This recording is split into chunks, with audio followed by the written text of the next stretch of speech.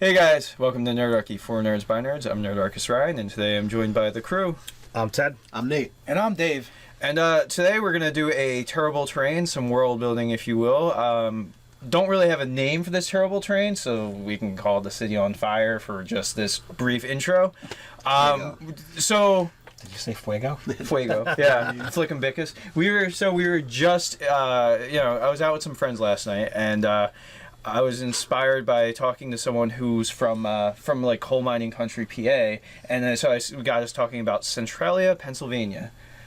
Anybody know about Centralia, Pennsylvania? I do now, but only because you brought it up. So Centralia, Pennsylvania is basically, it was a coal mining town that something happened beneath the city where they, or the town where they mine, and something caught fire to the coal mine deposits. So basically, there's just been smoke and this low burning fire for decades. Yeah, that's cool. So yeah, you just have the smoke billowing up. So with things being the way they are in our world, I was thinking, what if some aspect of the lower plains, through a chaos storm, just got teleported below one of our cities, and so you got smoke billowing up every once in a while. Heat. It always seems to be warm there. There's heat.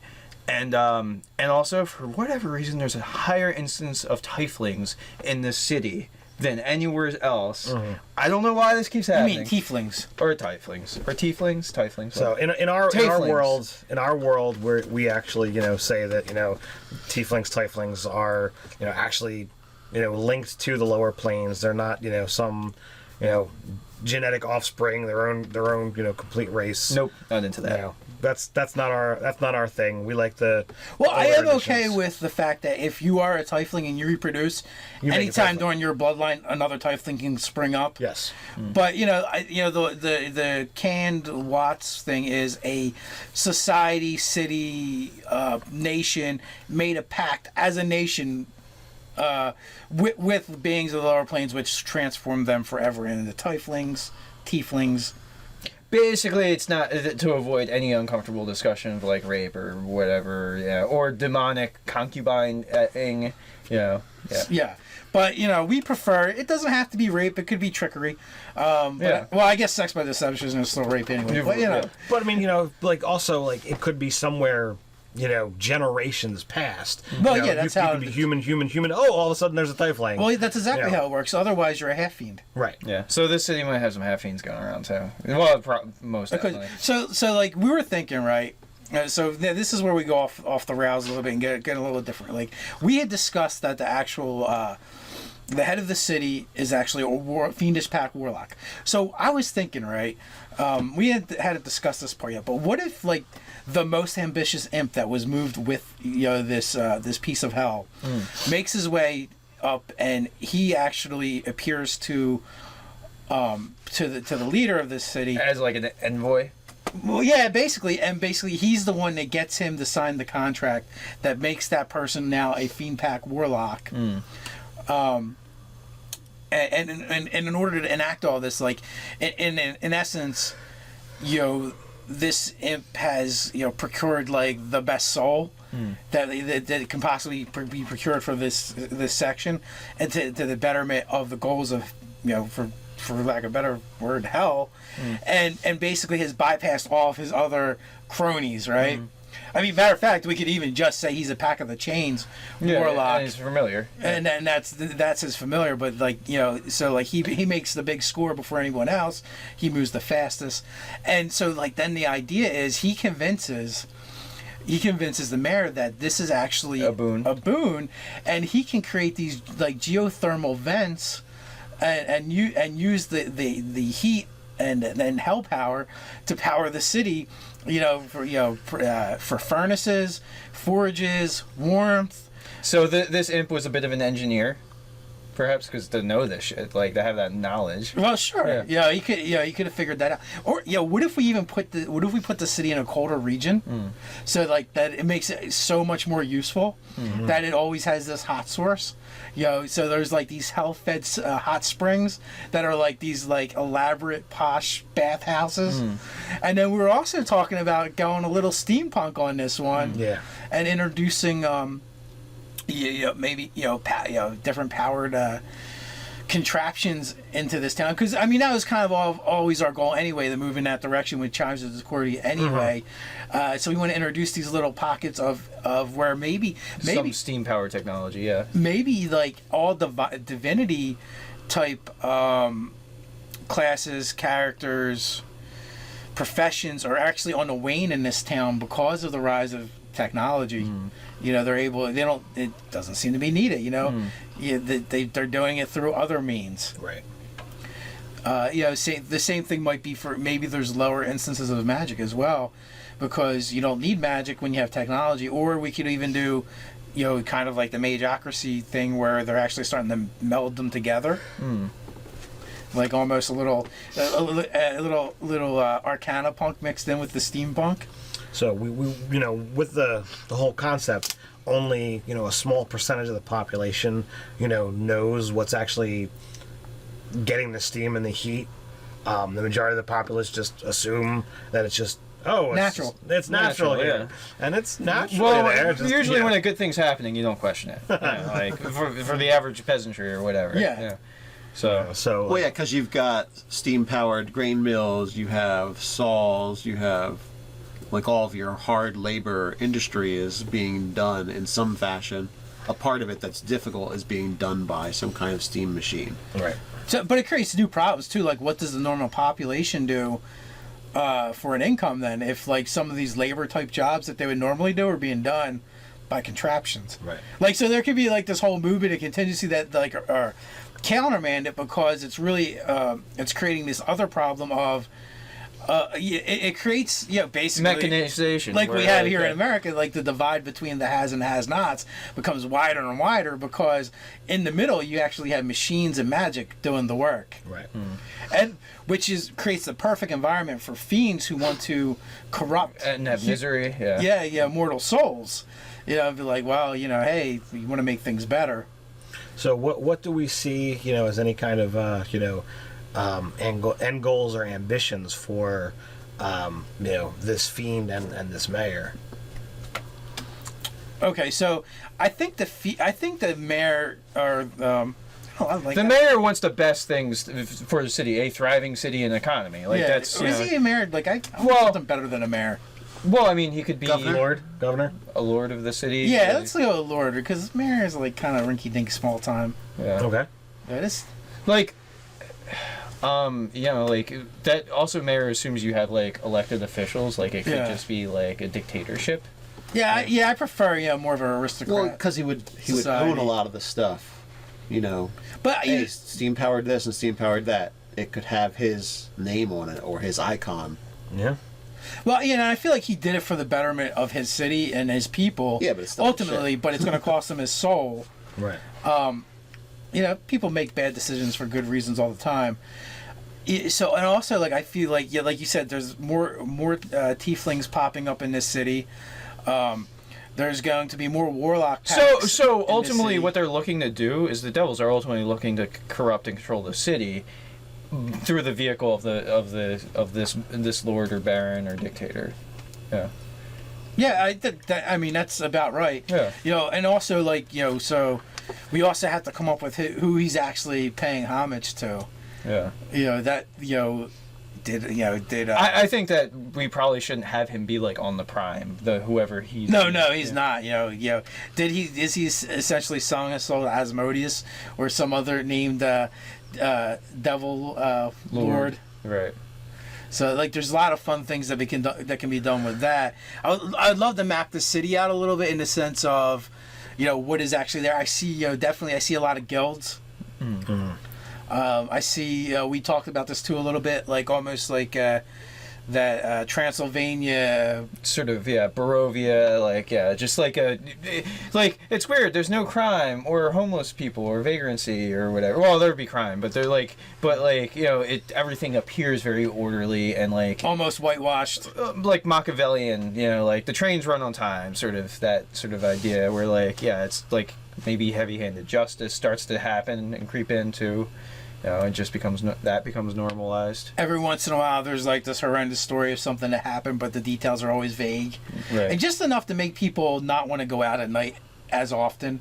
You know, you travel to the town, and after by sundown, everyone's doors are locked tight. The show windows are shuttered. Everyone's got a story of someone's gone missing. Yeah, kind of. Not that it happens that often, but everybody's got one. But everyone's got one. Yeah, I definitely see them having like a Krampus figure in their mythos of like holidays and stuff like that. Yeah. You know, like that this demon that comes and takes bad children away, like at a certain time in the year or something like that.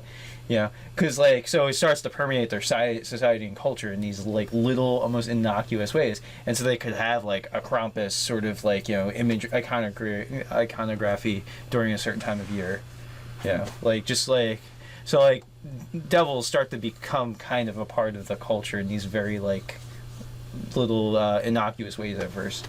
Well, that would be funny to, like, have a different devil for all the holidays, essentially. Yeah. Like, and they don't always have to necessarily appear as a devil, but, we could definitely come up with holidays and a fictional character that these devils assume. And they don't all have to be horrible.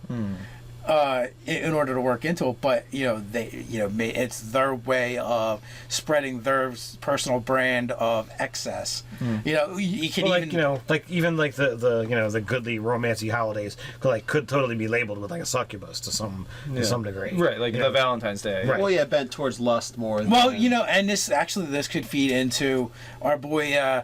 TV Timmy with he had similar kind of question of the seven deadly sins. Like, well, what if we did 7 holidays based around those epitomized those sort of things? Yeah, yeah. They seem innocuous at first, but again, really... we dress them up nice and cutesy for the most part. And also they don't all have to be sinister. Well, but also too, like it doesn't have to be like Judeo-Christian values. Like Rome had orgies. Like that was a thing that happened. Or like the people of the most clout and this and that in that society, like their culture didn't value the same things that we do in this day and age. Like they had like these feast orgy days basically where people would like vomit and have sex. So like we could model it after like the sort of height of the debauchery of Rome. That goes back to my idea of the separation between the has and the has-nots, where you have the uber wealthy aristocrats that really are decadent. And they do have all this crazy stuff going on, and maybe that's the ultimate goal of the devils, is to bring each and every one of them into their flock. The lowest of the low doesn't interest them as much. I mean, they amuse themselves with the people that are impoverished, and it's but it's not really that fun for them because. Well, no, but also they're there to be sufferers that I feel like they'd almost like drink in, like they'd enjoy that vintage of the suffering of the common populace, right? So, well, yeah, as is, but more so that would be done by the actions of the aristocrats and getting them to do stuff. But like the I think the crowning achievement for any devil is corrupting mortal souls. Well, you're really going for the low-hanging fruit when you go after stakes, the poverty. High stakes corrupting souls is like the nobility, the people with clout. Yeah, well, it's not just that. You're totally missing the point. Corrupting someone who's impoverished and desperate is so much easier because they have so much more to gain. Like, they might be actually a really good and pious person, but it's easier for them to succumb because they're looking at their kids and their family that are suffering, and like they might be willing to give up their soul, or eternal damnation for a better life, for the betterment of what they see as their spouse and their children and the generations to come. It's almost like a martyrdom, and that's kind of easy. It goes back. There's no sport in it. Exactly. Yeah. There's no sport in it. So it's the low-hanging fruit. Why go after that? No, these guys actually have everything. They have everything to lose. Yeah, that's the one. They're the ones I want to. I see in this like this lower plains hell beneath the city. I see like gambling halls where they like make bets on like being able to corrupt people. Like what if like they start to like build a mock games. city? They make games out of it. Yeah. They build a mock city of the city above. And who controls different areas, and I see it as like a betting hall, and I feel like the most shady, degenerate characters could actually like visit this plane. Like they're not hostile to people. Like, you could lose your soul going in this place, but like you could actually visit there in like our beneath area. Like, Similar to like you could go there. To the danger involved in like hanging out with archfey, like that kind of like Yeah. yeah, we're not going to kill you or do anything terrible to you, but But we'll expose you to everything that could possibly corrupt good luck you. getting out with everything. Yeah. Well, it's like the Hotel California song, Yeah. like, you may never leave type of deal. Like, Right. yeah. So I was thinking more like a Roach Motel, but yeah, that works too. Yeah. I think there should be one of the guys that all the rest of the fiends look down on who does go after like poor people, and it's considered like lame. He's like, I'm still getting the souls. Well, it Everyone could else is even like, be a you know, holiday based around. We could even do one of the holidays based around that, and one of the figures, and like he could almost be like a parody of the Beggar King. Yeah, I was thinking of the Beggar King when I thought about it. Yeah. Well, like, because we're leaving our gods as a whole very sandboxy, where it's like the interpretations of the common populace around them. So yeah, like things could wear the mantle of the of the Beggar King or this or that. Like, yeah. Well, and actually, this guy may actually have drawn the animosity of the Beggar King himself. Not that he can do anything because he's a divine being; he has to work through agents. But because, in essence, he's targeting the Beggar King's flock. Yeah. So eventually, there should be a comeuppance for him, a settling of accounts.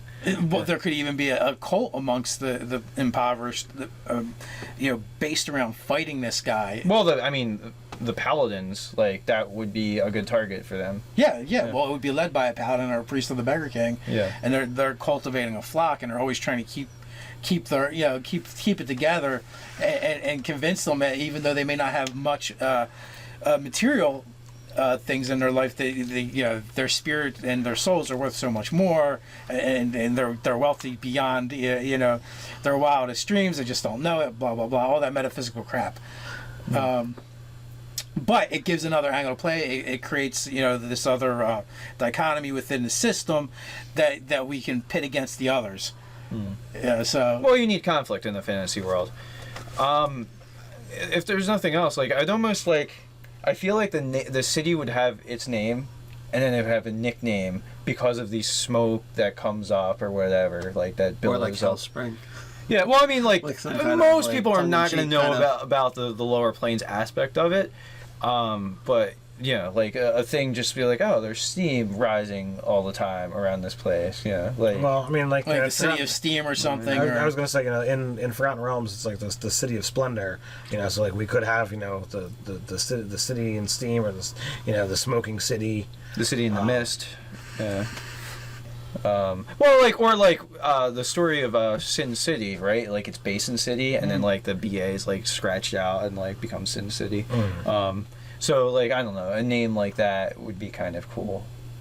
So I don't have anything right at this moment, though. Well, that's all right. That's what the comments are for below. Yeah. We still have to name the city. We have to give it a nickname, and we just have a basic framework of kind of the things that are going on in the city, and maybe too, like, what are their exports? What do we get, like, they're actually.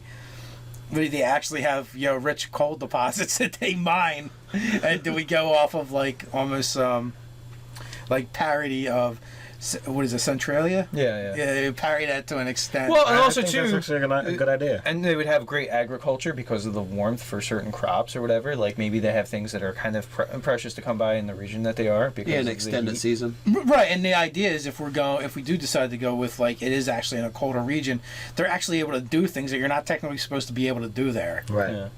Yeah. So maybe as they're saying, the crops, like, there's not only are you able to grow it there, you can grow it there year round, and there's something extra special because normally The soil's enriched with souls. I kind of want it to be in a temperate to Mediterranean because I'm imagining like a hellish Rome, like, kind of when looking at architecture and things like that. Like, just because it's come up a couple times. Like, that might be kind of cool. Well, you can import the architecture anywhere. I mean, Yeah, and but- actually, it would actually be able to exist there because it's already warm. it's warmer than it's supposed to be. So the climate's already there. So It's are like we a saying? bubble. So are we saying that actually that lower plains thing was existent prior to the people settling there? Yes. Is that It could have been. because you could either have the city is already there and established, and then this thing happens, or this event happened, and like people found this like, oh wow, this place is like a paradise. That's and what this- people do. They build their cities near resources. Yeah. Well, this could also have Like- started off originally as a frontier area, like trading post for colder regions for mining in the like cold mountains or something. So this could be cold most of the time, but not like we're not talking like a bubble in the Arctic. At least Like I'm North not. America, like at Maine or something like that. Yeah, like Maine. Okay, you yeah, know, I there's like not that. snow year round in Maine, but it gets cold. Here's my problem. If this is in the Arctic, it kind of steps on the toes of the specialness of Trinemit. You have two things that are like super heated. You don't want to step on the toes. Like so like yeah, if we made it more like Yeah, it can't be in the Arctic. not even quite subarctic, like a cooler temperate zone. Yeah, that's fine. Yeah. Well, we can play with that. Yeah, you know, like put it upstate somewhere. New York. When we kind put of it feel on a map at some point, Yeah. 'cause we have to do It's it north like of Griffin Gap. That's all we know. Yeah. It's got to be. South of Trinemit, north of Griffin Gap. There you go. It's in the middle somewhere. Somewhere. Yeah. So, do we have anything else we want to throw out? Oh, the one thing I was thinking. The manifest zones type of thing, like There's that, and the one thing. What if the actual the Lord is actually could have been the founder of the city, but everyone assumes he's the descendant of the founder of the city, almost like that the Karnoth thing where the vampire actually rules, but it's, he's not undead. He's just preternaturally kept alive. through his bargain. And Yeah. like it's always past, like maybe he's a little reclusive as far as lords go, but he always like plays it off like he's he's the descendant of the original lord. But in essence, it's always been the same guy over and over again. And That's then a good idea. all of his children are tieflings, because he's so like pacted with the thing. So his family's kind of kept out of the secret. Like basically he's one of those people that politicians that goes very much out of his way to keep his family on the limelight. And like he puts that he wants their privacy, this and that. But it's really because all of his children are tieflings. He only spits out tieflings. Yeah. Well, would he even have tieflings? I mean, like, would he even have children? I don't know if he's been strucken barren by. Could be. And does it have to be a? It could be a she. A lady. It could be a she. Let's go to the she. All right, I can go with a she. Yeah. It's fine. So we'll have a lady instead of a lord. Well, so I mean, if she's going to be, pregnant, that would be obvious at various points. So I don't. But know. if she's reclusive, do we then- want her? But I don't like the idea of reclusive because, like, really, then you just never had the actual figurehead of a community. I feel like it's just they do this like to keep their family's life private, and they might be out in the open. Well, that works too. And the truth of the matter, with magic, she could change her appearance enough to always seem like so older, younger, Alter appearance? Another, Is that another an application? person. Not Yeah. pregnant. And then we're talking about someone that's powerful enough also to use like things like non-detection. So it's not going to be easy to pierce her veil. Right. You're going to need something like true sight. Right. And then God help you if you're the one that confronts her about this. Right. Yeah, not gonna be good. It's not going to be good. So yeah, and we could do a thing where, and just because the children all end up being tieflings, what if we do something? Maybe they don't all, but most do. And what if they're not born tieflings? What if it's like when they hit puberty or something? Right. No, maybe part of her pact is she will bear things of the lineage of the bloodline. Like, cause like you want to put some strictures on it, like it would be interesting. Yeah, like the children they will bear will bear my mark or something like that. Like just like so like they all kind of do come out as tieflings. Okay, so they're all tieflings, but does it have to be at birth? Can they like be like maturity, and or you want to say at puberty? Boom, the tail sprouts, the horns pop out.